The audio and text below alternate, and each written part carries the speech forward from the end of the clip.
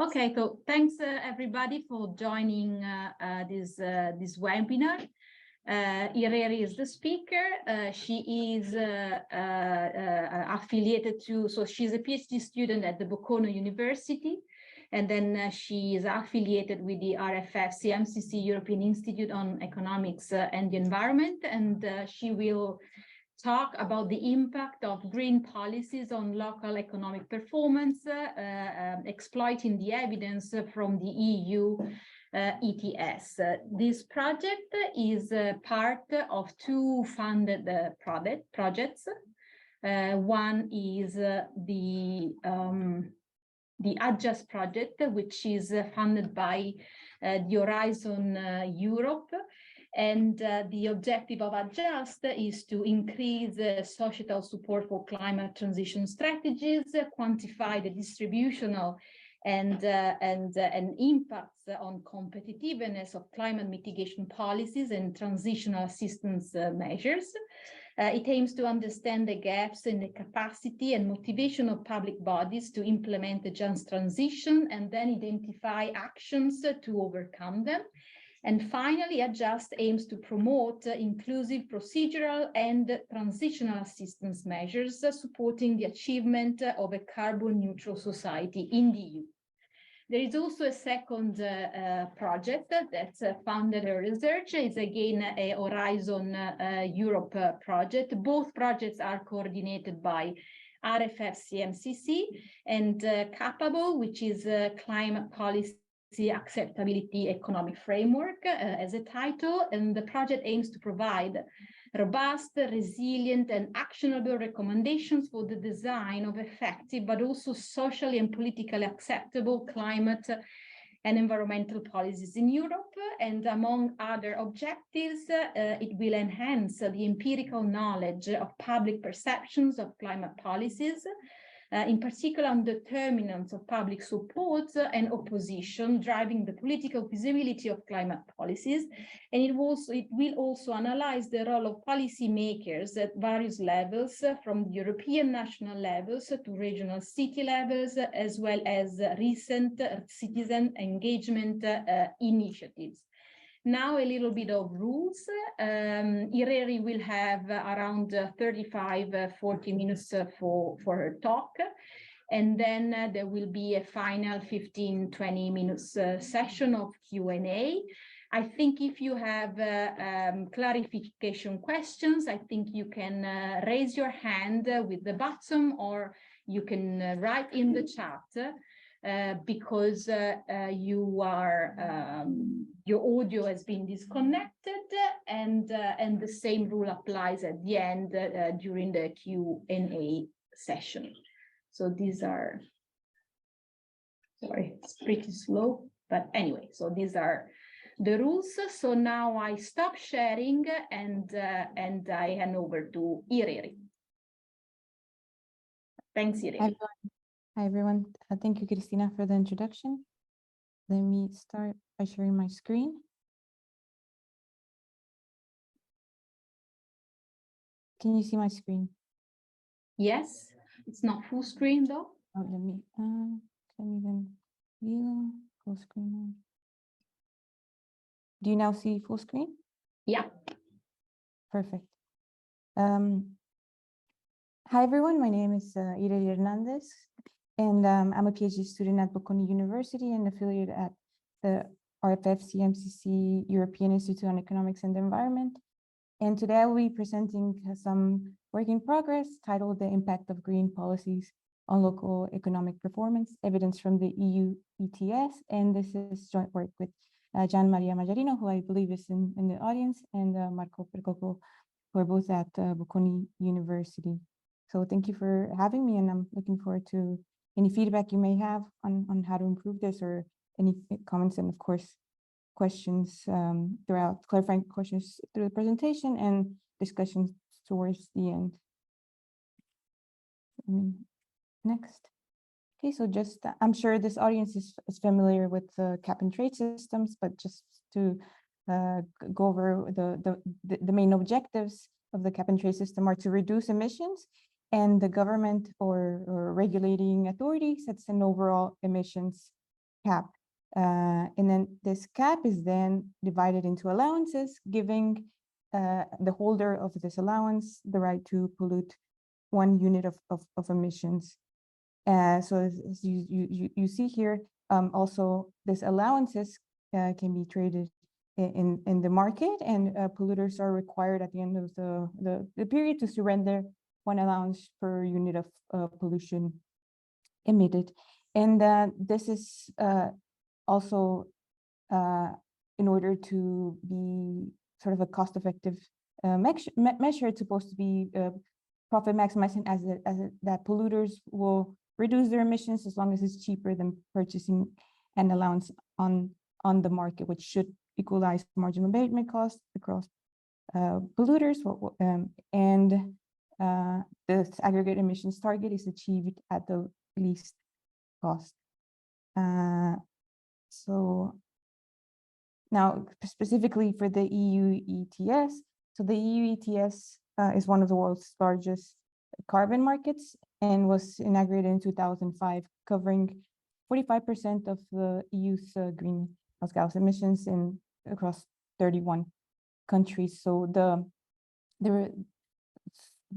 level that it usually holds is at the installation level. So if installations have a capacity higher than a certain limit, their emissions are covered by the ETS, and it holds for specific sectors as well. And the main things I want to highlight from the system is that it's split into several phases.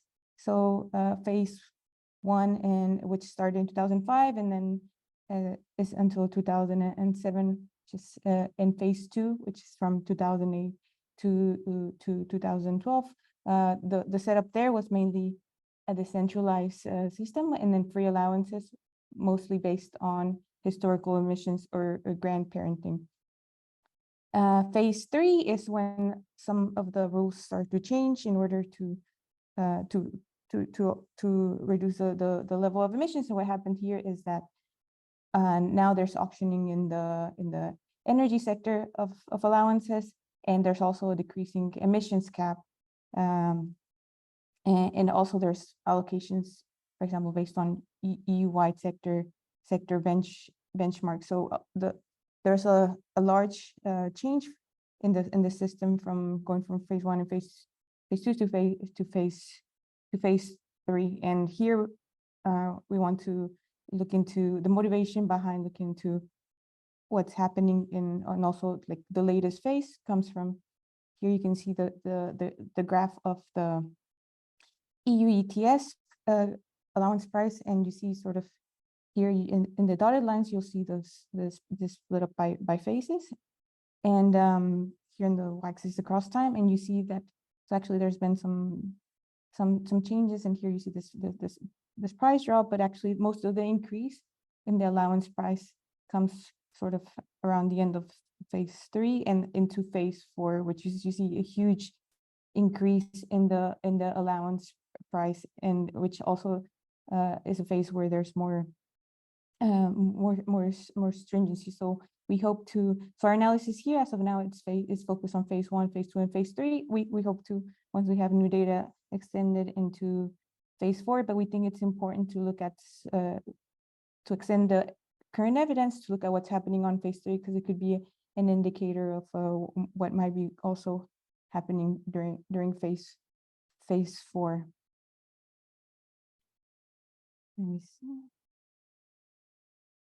And of course, while the regulation is at the installation level, one thing you might be thinking about is that, okay, how these industries are not distributed equally, or these firms are not distributed equally across regions, and there may be some regions that are more impacted more than others. And what you see here is just to show you some to give you some idea of the spread of how these emissions might be concentrated. Here, what you see is in 2005, the level of emissions divided by the gross value added, and you see ranges quite a lot. So it's just a measure of emission intensity. You see there's a lot of variation across countries and within countries on how impacted they might be by this regulation. We think this is important to look at this because some of the labor may be mobile and maybe giving a complementary view to what is happening at the firm level is important. So the key question of this analysis is what has been the impact of the EU ETS on local economic performance, and why. Of course, there's growing interest in the social and economic impacts of green policies, and existing research on the EU ETS has mainly focused on outcomes at the firm level rather than on local economies. And how do we actually do this? What we do is to build a local measure of bite of the policy, and we use a continuous difference in differences with fixed effects, and which I will explain to you in more detail the next slides. And we use data on emissions from the EU ETS registry, and our data for economic performance comes from the regions database on Eurostat, and we focus on 3 outcomes: so gross value added, employment, and productivity per employee. And just to give you a snapshot of the results, what we find is that being more exposed to the EU ETS is associated with negative and significant results on employment, but it significant increases in productivity starting from phase 2. So what is our contribution to the literature? So there's quite a lot of research done on how carbon policies may impact economic outcomes such as GDP, industrial performance, focusing on particular sectors. So we sort of speak to this literature as well. However, we speak more specifically to the literature also on cap and trade systems in the EU ETS, and in particular to this literature, we contribute by focusing in what we believe is the first time evidence for phase 3 in a multi-country setting at a local region level.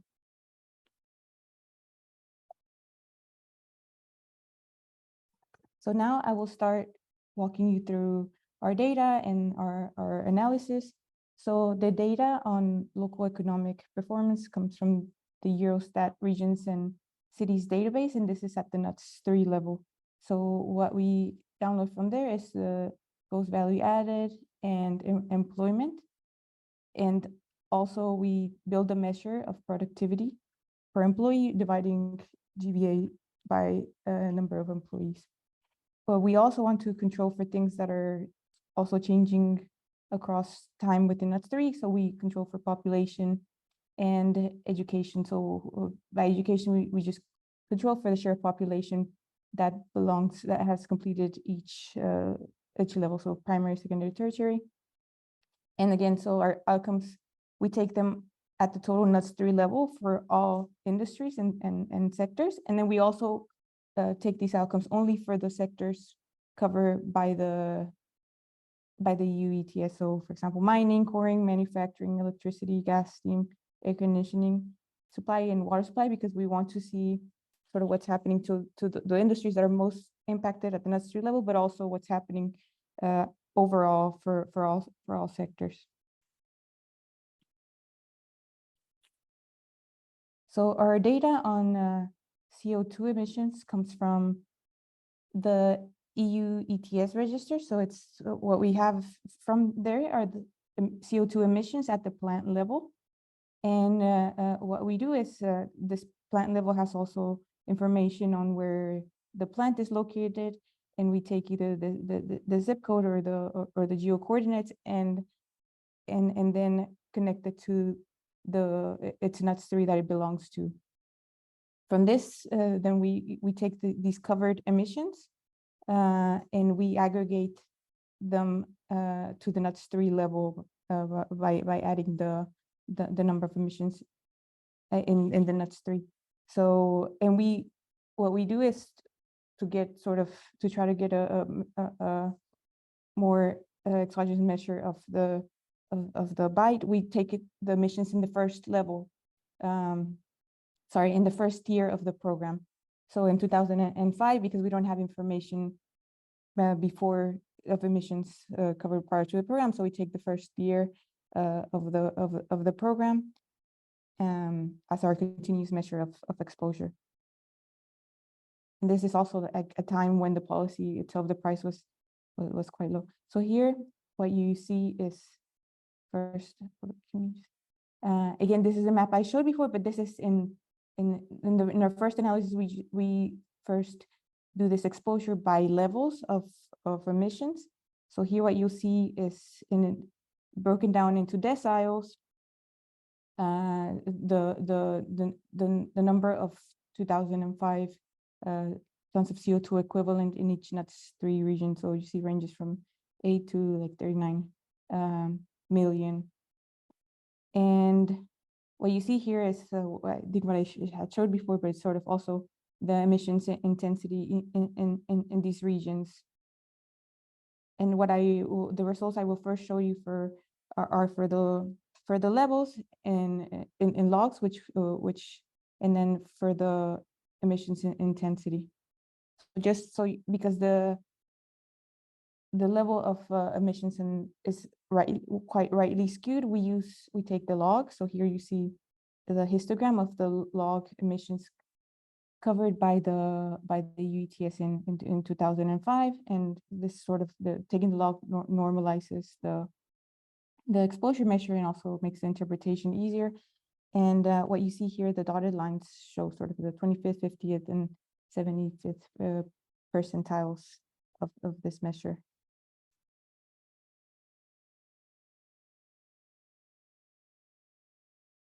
Okay, so now I will walk you through our empirical strategy. So what we do is pretty much a continuous difference in differences, and here we measure the outcome, which are outcomes again GVA, employment, or PPE. We take the log of it, and then we measure it for for a given NUTS3 at time t. And then our coefficient of interest is the beta. So the beta is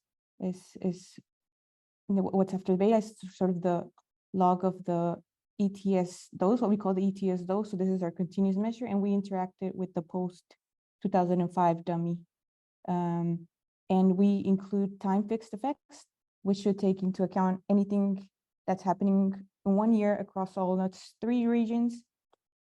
And then we also use NUTS3 fixed effects, which will take into account any sort of NUTS3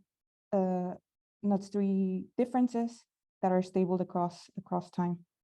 And then we also use a vector of controls for anything that varies at the NUTS3 level over time, including population and education. And then we cluster our standard errors at the NUTS3 level. And then in order to see what's happening for each of the different phases, what we do is, so you see here, we just change this post 2005 dummy for a series of indicators for each phase of the ETS. So this will now be a dummy for each of the 3 phases, and so we can separate out to see what's happening from one phase to the other. Sort of, so now what do we need in order to actually identify this? So our identification assumption, and these come from the latest continuous diff and diff paper from the Callaway et al. Literature, and it's the assumptions are quite similar to the standard diff and diff. So I mean, data must be IID. There must be sort of a common support, and there should be no treated units in the pre-period, and we must have sort of the treatment must be continuous. There should be also no simultaneous shocks happening in no anticipation. And then in addition to the standard diff and diff assumptions, we also need the strong parallel trends assumption for a given level of a dose. And pretty much what this means is that for all doses, and what here, when I say doses, I mean sort of level of the treatment, so level of how many emissions or emissions intensity there is within a region. So for all doses, the average change in outcomes over time across all units, if had they been assigned the same amount of dose, is the same as the average change in outcomes over time for all units that actually experience the dose. So sort of the counterfactual, the parallel trends must hold for a given level of a dose. That's sort of the additional assumption that we require here. And what I show you here are then the parallel trends, and since the dose is continuous, I just split it up into, we split up into 5 quintiles, and here on the left, you'll see the gross value added by emissions quintile here, and the top and bottom, and then the different colors are the different quintiles, and the red line is giving you the different phases of the program. So here, 2005, what we need is sort of for the doses to be more or less parallel prior to the program, and then we also see it here on the right. So for the GVA for the sectors B and E, and also for here in the bottom log employment for industries B and E by quintile. So now I will walk you through the results. First, I will walk you through the standard diff and diff results. So using just one post dummy after 2005, and what I'll show you here is the specification that includes all of the controls. So population, education, year fixed effects, and NUTS3 fixed effects. And what you see, and so each column is then for a different outcome. So this is and then I just pull out the beta, the coefficient of interest. So you see that more clearly. And so the first column shows you the outcome of the total GVA. So this total is for all sectors within a NUTS3, but not just those that were impacted by the sector, but the total. What we see is there was a small and positive and significant impact on GVA from the program. What we see is, however, there's a small and negative impact on employment, but overall productivity per employee then is positive, since they were able to maintain and increase their GVA with a lower level of employment. And this is again for all sectors. So then I will walk you through what happens when we focus on the sectors that were mostly impacted. So this B2E sectors. So GVA here is non-statistically different than 0. So there's like no significant impact. Although for employment, there's still like a negative impact, and it seems to be larger than the total. And but again here, productivity per employee increased, given the fact that they were able to sort of maintain the same level of gross value added with the decreased employment. So now you may be wondering, okay, this is one post and one pre and one post, but I just told you that there was a lot of changes going on, sort of starting in phase 3. So now I will then walk you through the estimation when we interacted with the phase dummies. And again, this is for all activities. So the total level, including all sectors at the NUTS3 level. And again, each column is a different outcome. And then here you see the different coefficients for each of the phases. So phase 1, phase 2, phase 3. Again, this is controlling for population, education, year fixed effects, and NUTS3 fixed effects. So the general pattern here is, again, it's the GVA is positive, but then becomes non-significant starting in phase 3, while employment was initially null in phase 1. It starts becoming negative and significant in phase 2, and then a bit larger in phase 3. And productivity per employee sort of stays constant, or not constant, but positive across all phases, but sort of peaks in phase 2 and then is again positive in phase 3. So what happens to those specific sectors that were hit the hardest at the NUTS3 level? Again, here, I mean, before with one phase, we saw sort of no impacts, and we see actually when you break it down, there's maybe like a small positive impact phase 1, but then it starts becoming insignificant in phase 2 and phase 3. And for employment, we see the first phase, there was no, it seems that there's no impact, also in line with some of the literature that has found no impacts on employment in the first phases. But here we actually see, starting in phase 2 and phase 3, there was some negative impact, and productivity per employee in general is sort of also positive across 3 phases, but becomes sort of the peak is in phase 2, and then is similar in magnitude in phase 3. And then here I'm just showing you sort of the event study of this. So this is the specification, but then interacting it with year dummies, and sort of what I was telling you before. Employment seems to be sort of decreasing, and you see it's statistically significantly different in 0, sort of starting in phase 2, and then in phase 3, and then while employment total sort of again only starts becoming sort of negative and statistically significantly different in 0, phase 2 and phase 3. While for GBA, you see it's never sort of, maybe for a few years, it's really positive for the sectors B to E, but then for total at the beginning, there's some years where it's positive, but then sort of in the phase 3, it becomes non-significant. So how much time do I have left? Sorry, like. You have between 5 and 10 minutes.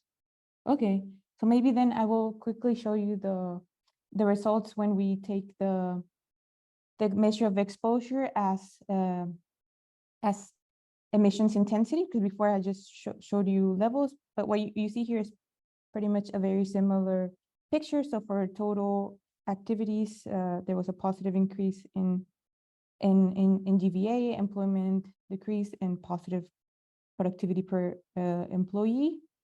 And then similarly for B to E, there was a negative increase in employment, but positive a coefficient on productivity per employee. And again, we see this sort of happening, the employment loss are happening across phase 2 and in phase 3. Again, focusing on industries B2E, phase 2 and phase 3. But also what we want to, another thing I forgot to highlight is that while we see some negative impacts overall, at the total level, these are smaller than for the sectors that were where the firms were regulated, which to us suggests that there may be some of maybe even though there was some of employment losses, they might have readjusted to other non-treated sectors. So I think maybe in a future step we should take all of the sectors minus the ones that were impacted, to see if there was some or maybe to get a better idea if this is what's actually happening, if people are relocating.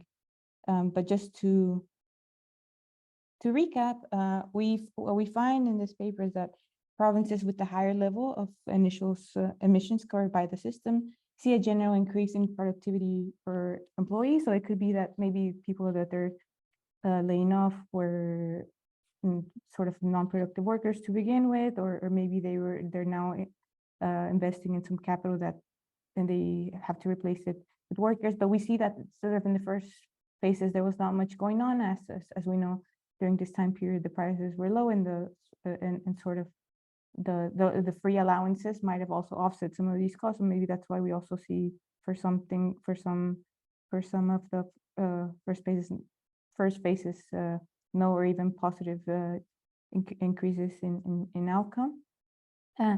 However, we see that this increase seems to be driven by decrease in employment levels. So there may be some trade-offs between employment and compliance in the most carbon-intensive provinces. And we find the impact sort of at the sector and at the general local level.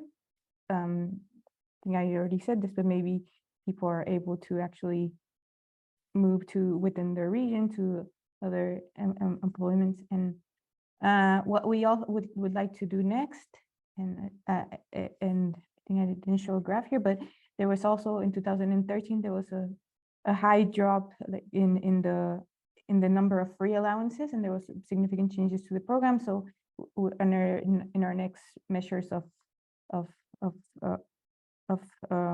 treatment, we would like to sort of take into account the free allocations and to get a better estimate of what's actually going on. So I think yeah, I can stop there in case there's any questions or discussion. Thank you, Ireri. Okay, I think now it's time for questions. As I suggested at the beginning, you can either raise your hand and I will try to unmute you, or you can directly write to the chat.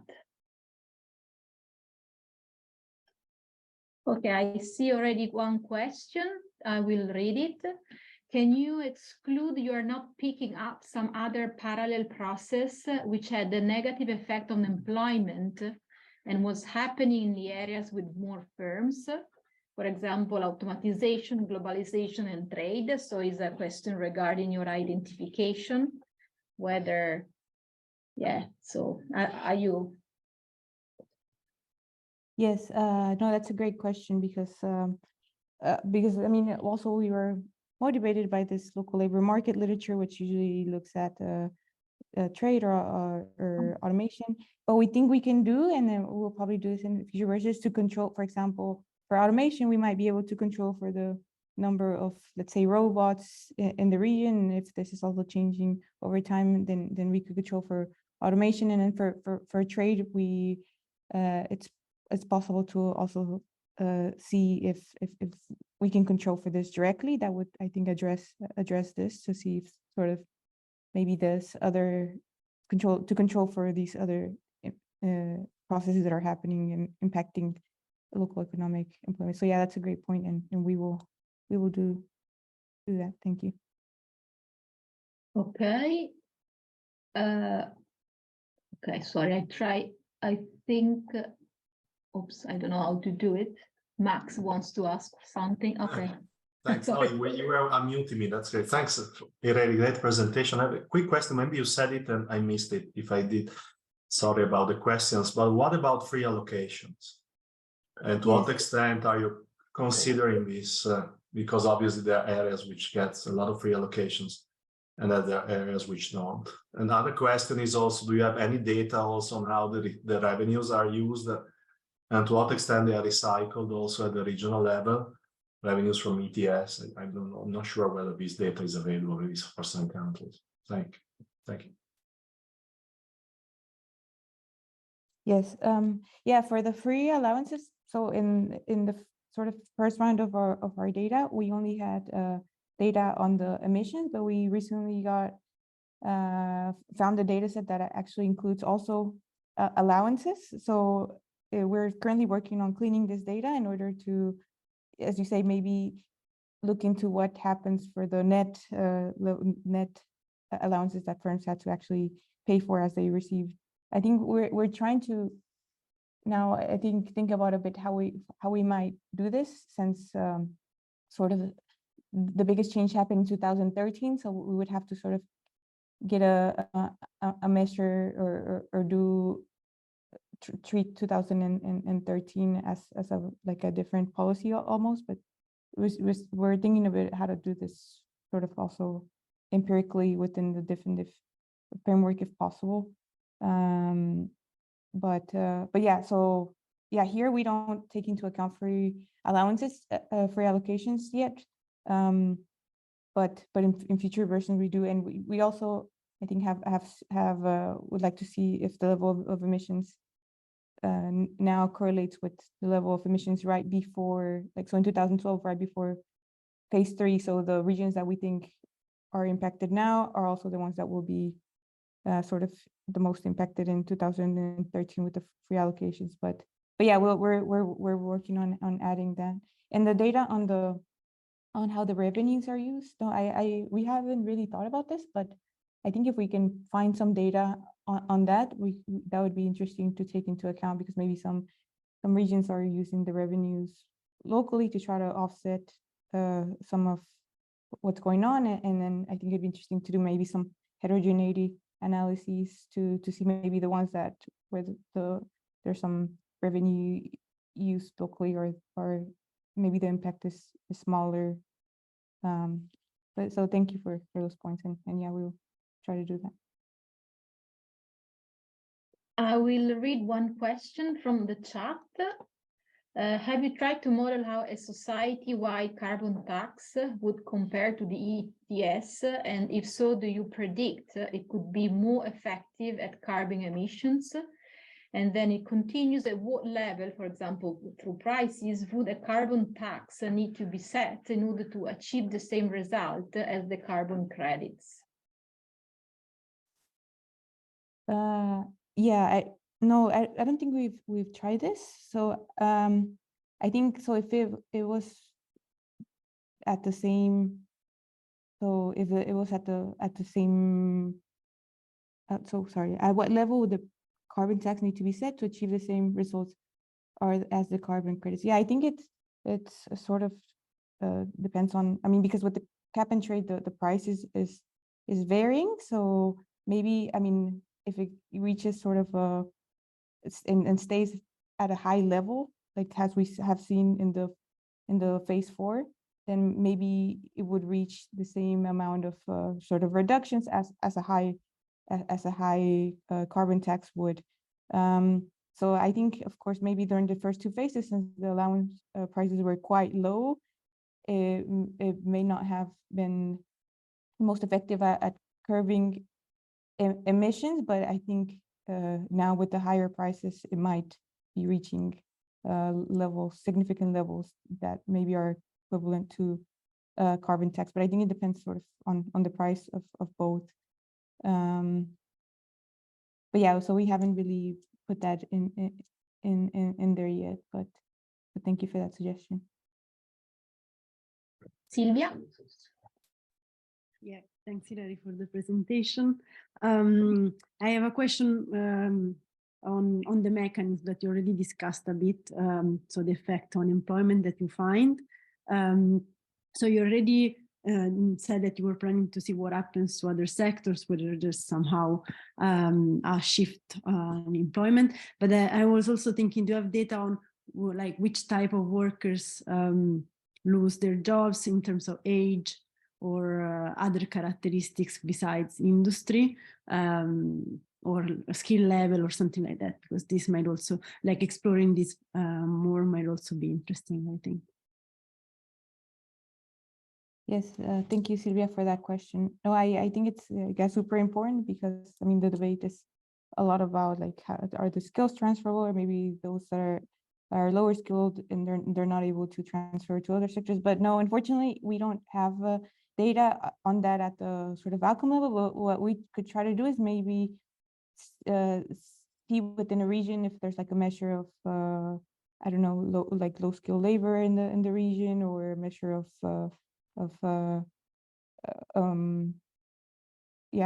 sort of different social measures at the regional level. Maybe do some heterogeneity to see if regions with lower skilled workers are more impacted than others. But no, I think, I mean, unfortunately, the Eurostat data that we use does not break it down by, I mean, to my knowledge, maybe I need to check, does not break it down by, for example, skill level or age, or but I think maybe it might be interesting to try to find some way to take that into account to sort of try to answer that question.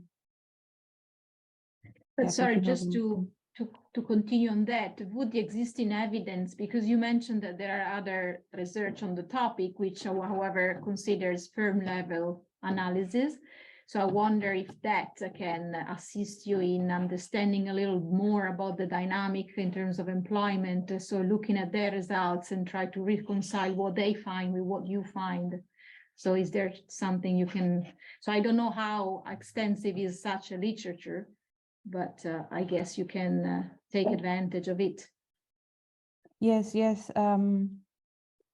Yes, though it's true. Like, because if, I mean, at the firm level, if they also have not just number of employees, but also sort of their level of skills, then I think, yeah, we could try to see what they find, what they do, and then, or what heterogeneity they find, to see if we also find it at the sort of local level as well. But yeah, no, thank you. That's a good suggestion to see. But yeah, I'm not.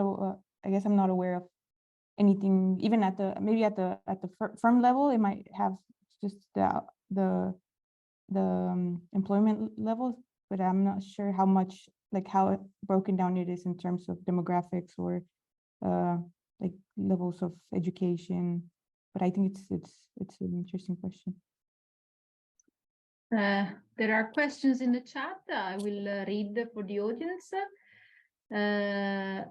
Okay, thank you for the presentation. I wanted to ask if and how were you able to isolate the GVA performance of the firms under the ETS program from the Eurostat database? Yes, so what we take into, like, as our measure of GVA performance of the firms under the ETS programs is that we know they're in specific sectors. So we take the sort of those sectors that include firms that are regulated. So I mean, this also includes firms that are not unregulated, but it's still a more, let's say, a more direct measure than just the total outcome. So it's still sort of at the sector level, the sectors that are included in the ETF. And yeah, I mean, the Eurostat has these GVA broken down by sectors. So that's how we were able to get at those sectors, if that answers the question. But thank you, Alessandra. There is a suggestion. One interesting angle would be to see the effects on green jobs versus brown jobs. We haven't found data at the NUTS3 level. I know the OECD is working on building dataset at NUTS2 level, but that would be extremely interesting. I don't know if you agree. Yes, that's so Gian. Yeah, thank you, Gian. Gian's my fellow co-author. So I think, yeah, I mean, yeah, I mean, thank you for no, but no, yeah, I forgot to mention this, but yeah, so I think looking at this would be extremely useful. So Gian, yeah, we can do, I agree, when we can do it, we can try to do it next. Good that you agree. But yeah, I think, yes, this measures of green jobs versus brown jobs, and if they're also at the regional level, would be something to try to add to the picture. And Sylvia, maybe I'm mistaken, but perhaps Elena, our colleague Elena, was working on a database of green jobs some time ago with Bona, Francesco Bona. Or maybe, I mean, I think Bona is actually doing a lot on distinguishing between brown and green jobs. So in case we can put you in touch with him in case Elena hasn't contributed to that part. Yes, yes, that would be great. I don't know if Elena's here, but yeah, I would love to get her take on how we might be able to do this, and to see, of course, if maybe like shifting away from these brown jobs is also creating more green jobs, or I mean, there's probably like some spectrum, right? Because yeah, I think it'd be interesting to see if there are the losses that are coming from these regulated sectors are going to either green sectors or to just other sort of neutral yellow sectors. But So Elena says there's some data limits in measuring green and brown jobs in the EU, but it can be done. Okay, so yeah, maybe I'll take a look at that paper to see we can be done. Okay. I mean, from my side, I think the paper will definitely improve if you deep dive into the mechanism. So really understanding what is going on, and try to justify every single pieces of evidence and try to have a whole framework that is consistent. So for example, understanding these different, dynamic effects, better understanding why employment versus the value added, and again, understanding, why you see this overall effect, while if you just look at specific sector, in some cases, the effect disappear. So I think that would really, give you a story and a better understanding, and will give, robustness of your findings. And then I think you really need to think a little more about this identification of, your key question, your key variable, I think needs, because sometimes just providing a parallel trend is a necessarily, but is not a sufficient condition to be sure that the identification is satisfied. So I think you need to think a little bit more and provide more evidence on why it is the case. Yes, no, thank you for that.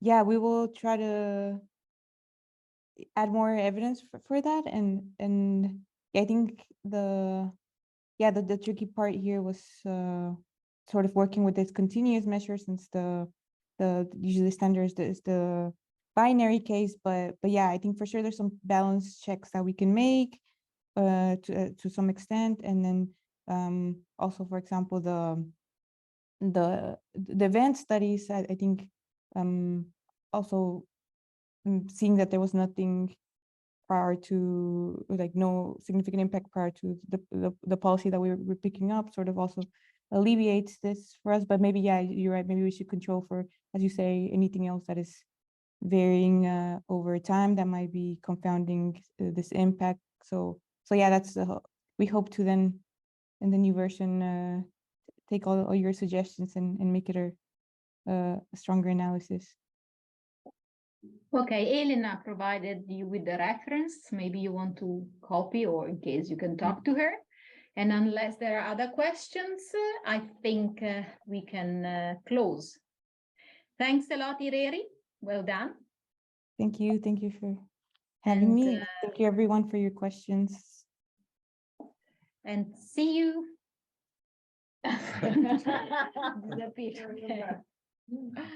Okay, thank you. Thank you. Bye-bye. See you. Bye. Bye. Bye-bye.